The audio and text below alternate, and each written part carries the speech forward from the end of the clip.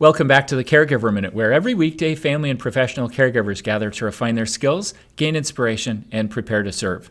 Well, as you can see, I'm here again with Randy Vaudry, our Chief Medical Officer here to Mind for All Seasons. And we want to talk to you about warning lights on the dashboard of life. You know how when you're driving your car down the road and a light goes off and you think, oh my gosh, I've got to get my engine looked at, or there's some other potential problem. Maybe you got low tire pressure. When it comes to our health, there are lights on the dashboard. And Randy's had some interesting experiences in his primary care clinic lately that have caused him to recognize a light that's going off for a lot of people. Tell us more, Randy. Yeah, I was asked to work in urgent care on Friday night to cover one of my friends who wanted to go skiing with his family. So I'm working urgent care, and my general rhythm is when someone comes to the urgent care and they're checked in, I open up their chart and I look to see what's the reason that brought them to the office today. We call that a chief complaint. And I look at what medicines they're currently taking because it gives me a reflection of what their health is like.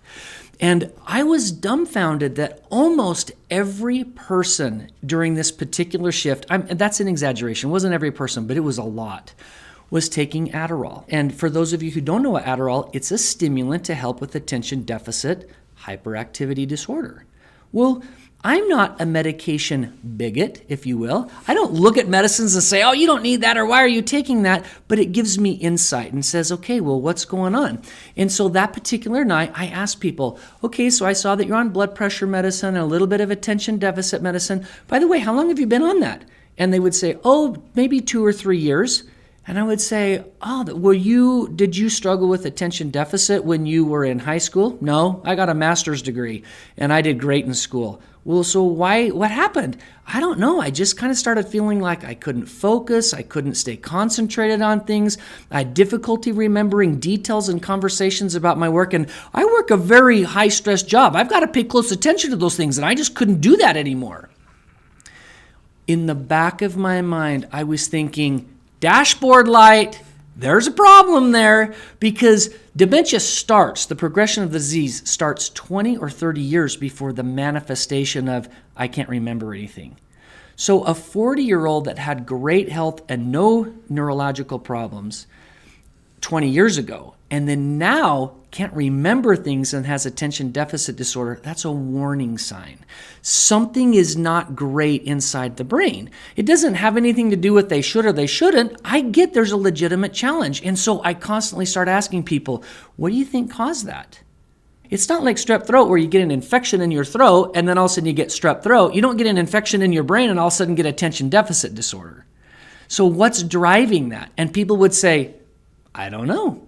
What do you think drove that? And it can be a myriad of things. That's what we do. That's our focus. And so my invitation is for anyone out there who's starting to feel like, gosh, I just can't remember things. I can't focus. I can't pay close attention and recall things like I used to.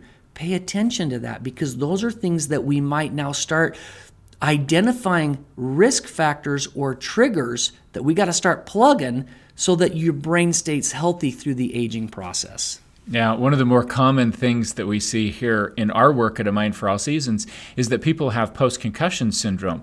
They'll have a concussive injury that they don't even realize that they had, and their attention deficit problem is related to a chronic inflammatory response from that concussive injury. And when we use high-dose antioxidants and high-dose omega-3 fatty acids to calm that inflammatory response, their attention challenges go away. And like Randy said, there are a lot of reasons that someone might struggle to attend to things. That's just one of them. But we invite you today to start considering that as a warning light on the dashboard. There are a lot of other cognitive symptoms that could be a warning light on the dashboard. And we'll talk in our next episode about things that we should pay attention to, questions that we might ask ourselves as we observe how we do from day to day and pay attention to our brain health. So I hope you'll come back again for the next episode of the Caregiver Minute.